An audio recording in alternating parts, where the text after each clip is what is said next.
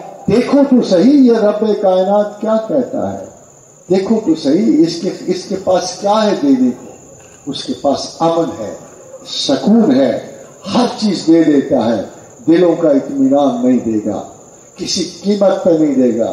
کوئی انسان زمین پہ ایسا مجھے دکھا دو جو خدا کے بغیر بھی اطمینان قلب رکھتا ہو، جو خدا کی شناخت رکھتا ہو۔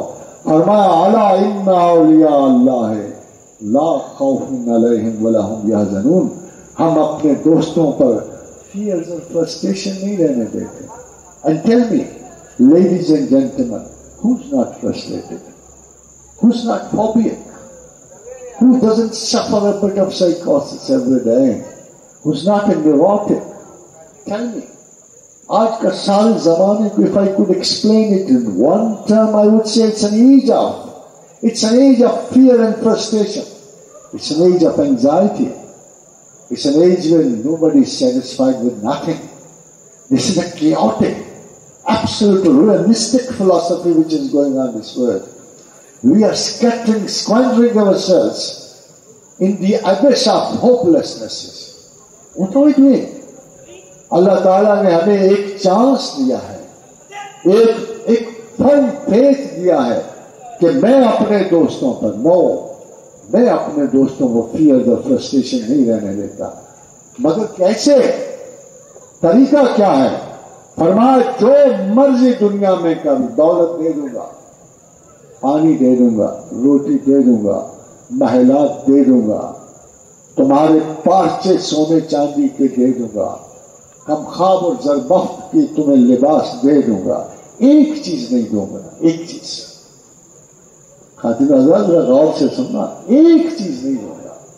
الا بذکر اللہ تطمئن القلوب، اپنی یاد کے بغیر اطمینان نہیں دوں گا، دل کا اطمینان نہیں دوں گا۔ یہ بات سن رکھو، سب کچھ تمہیں مل جائے گا دنیا میں۔ اصحاب کبار نے گلہ کیا یا رسول اللہ صلی اللہ علیہ وسلم، دشمنوں کے کاروبار کھلے، بازار سجے ہوئے، اسکائی اسکریپرز بھرے ہوئے، دولتیں ہی دولتیں، ہماری جنت ہے، پیرس اور لندن خواب دیکھتے ہیں ہم، مسلمانوں کو بچ گیا ہے۔ پھر وہی وعدہ حور و قصور، پھر وہی فرسودہ سی جنت، وہی تیبوس، مریں گے تو پائیں گے، زندگی میں تو کچھ نہیں ہے نا۔ تو یہ کیسے بلیویبل؟ ایک سینشینٹ بینگ پانچ حواس سے چیزیں چھو لیتا ہے، پیسے چھو لیتا ہے، بدن چھو لیتا ہے، شراب چھو لیتا ہے، ہر چیز چھو لیتا ہے، اور اللہ میں کیا دیتا ہے؟ حواس سے آگے جا کے سوچیں، یعنی فزیکل سیلف کو دنیا پلیز کر رہی ہے، اور خدا ہمیں صرف میٹا فزکس دے رہا ہے، ماں باپ طبیعت دے رہا ہے، پیراسائیکک انسٹیٹیوشنز دے رہا ہے۔ تو ایسا کیوں ہے؟ گلا گزار ہوئے یا اللہ کہ دشمن اتنا خوشحال کیوں ہے؟ You know what God said? What God knows his own. کہتا ہے اگر ایک مصلحت مانی نہ ہوتی، اگر ایک مصلحت مانی نہ ہوتی تو میں اہل کفر و شرک کے در و دیوار چاندی کے کر دیتا، ان کے دروازے چاندی سونے کے کر دیتا، ان کی سیڑھیاں سونے چاندی کی کر دیتا۔